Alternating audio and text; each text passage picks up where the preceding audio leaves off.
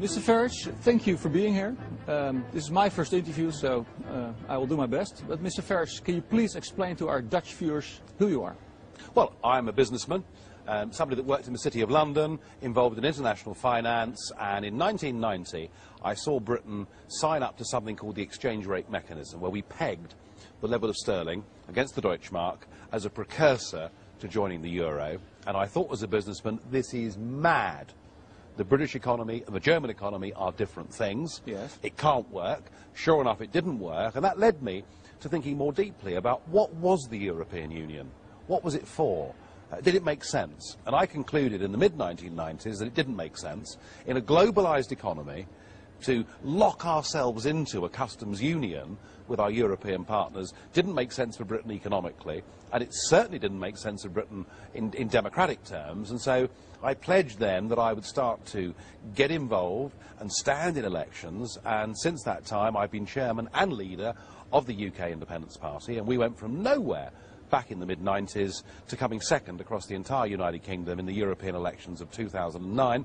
I do try and tell people still that I'm not a politician, but that argument's wearing a bit thin. Okay. I want to talk to you about Turkey. Turkey is a candidate member state for quite some time. What do you think about Turkey? Should Turkey become a member of the EU or not? 98% of the landmass of Turkey is in Asia. Yes. So how it can join Europe is beyond me. What we've got here, and Barroso once was honest about it, Barroso once described the European Union as the first non-imperial empire. Namely, they're not doing it with armies, they're not doing it through invading, they're doing it economically, they're doing it politically, and therefore I can see from their perspective why they want to expand constantly. You know, keep expanding, and then you take people's mind off what's actually going wrong within. It's a classic tactic that's been used by empires, you know, through thousands of years of history. I would have thought that Turkish membership of the Union would be an even bigger mistake than allowing countries like Romania and Bulgaria in, both of which should never have joined. They did not meet the criteria in any way at all. But they're quite small countries, so much as they have an effect upon us, it's a relatively small effect. Letting in a country with a population of approximately 75 million, but growing very rapidly, you know, due to be 100 million by 2025, there is a cultural problem in that whilst Turkey maintains a secular government, it is an Islamic country, and you know, there are problems there. But also, the real problem, of course, is that if they join the European Union, they will have the total free rights of movement. And that will mean many, many millions of Turks heading to our countries, seeking jobs and seeking a better life. And, you know, I'm not blaming the Turkish people who want to do that, because we all want to better ourselves, but it is wholly irresponsible for Western governments and the European Union to say to people in poor countries, you may come to a relatively rich country, you can work here, you can enjoy social security, your children can benefit from the education system, you can use our health service. I mean, it is mad. And I think what we're seeing, and certainly you've had it in the Netherlands, and we're seeing samples of this in the United Kingdom, is we're seeing the increased ghettoisation of our cities and towns. Yes.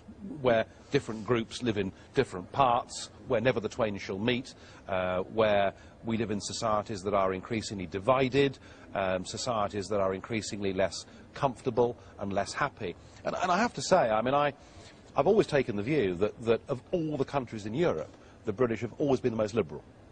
You know, we had a very big empire.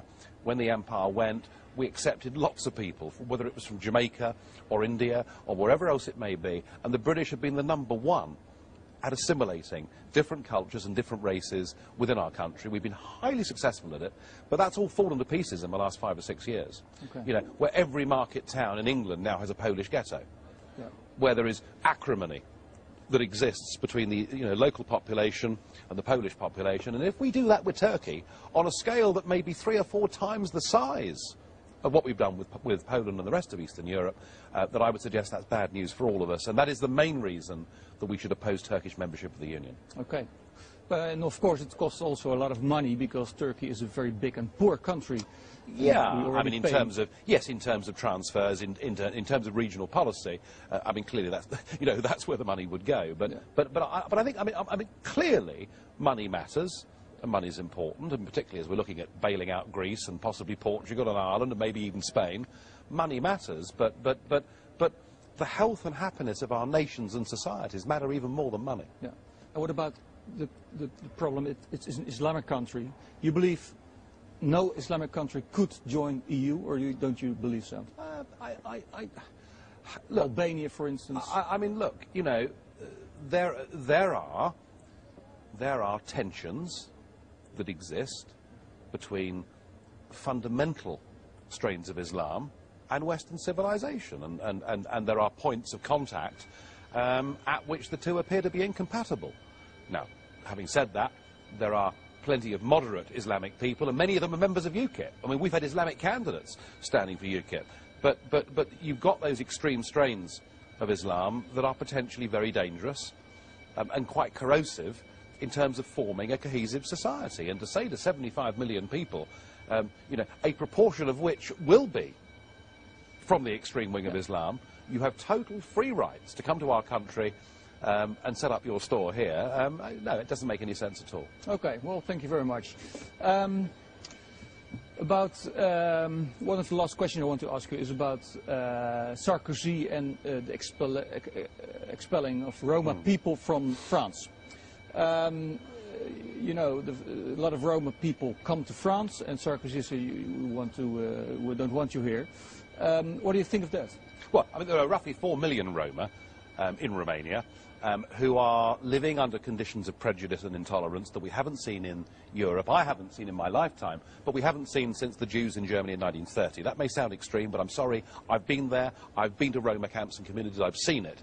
So, again, it was irresponsible to say to all of them, if you want to come to our countries, you can. Now, Sarkozy got away with the expulsions because for the moment, under transitional arrangements, he's allowed to do it. But from the 1st of January 2014, Sarkozy will not be able to do what he's recently done. And it's a classic example of what we've all signed up to.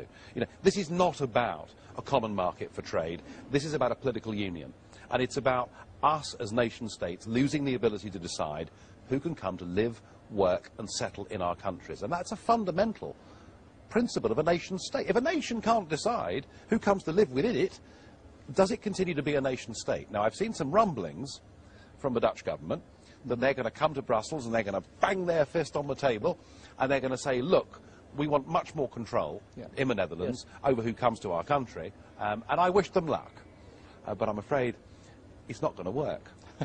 Because they're determined here to have a common immigration and asylum policy. They're determined here that they will decide for you and for me in my country what we can and can't do in terms of immigration. And maybe it's the immigration issue that will be the straw that breaks the camel's back. Maybe that'll be the thing that finally makes our populations realise that actually we don't want all of this vast building, this huge bureaucracy, this huge cost, this huge imposition of foreign law upon us, this total diminution of our own democracy, of our identity, of our ability to control our borders. And maybe we should all say, well, it's actually time we lived in a 21st century Europe, which would be a Europe of sovereign states that elect their own governments, that make their own laws, but that are prepared to sit around a table like this, and we can agree minimum standards on the environment, on health and safety at work, on products. We can do all the things that good next-door neighbours would choose to do living in a street, but we do so as sovereign, proud nations.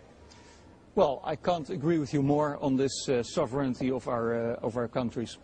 Well, do you have any final words to our Dutch viewers you want to say to them? Yeah, I do. I want to say this. You were given a referendum on the EU Constitution, and two-thirds of you, very sensibly, said no. I remember the evening. We had a big champagne celebration in the Parliament here, and it was great fun. And what did they do? They just ignored you. They just ignored you. That's true. And my advice to people from your country watching this is do not trust your own career politicians. Don't put the blame on Mr. Barroso or the EU institutions. It's not them that have taken away your democracy. It's your own politicians that have given it away. And do not give your vote to those so-called major parties that have done this to you.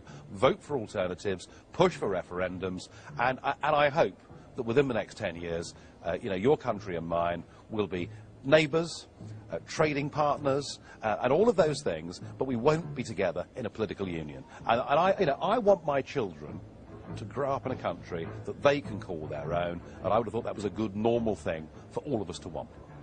Well, I couldn't agree with you more again, so thank you very much for joining me in this discussion, and I hope to see you a lot of times here in this building. Thank you very much.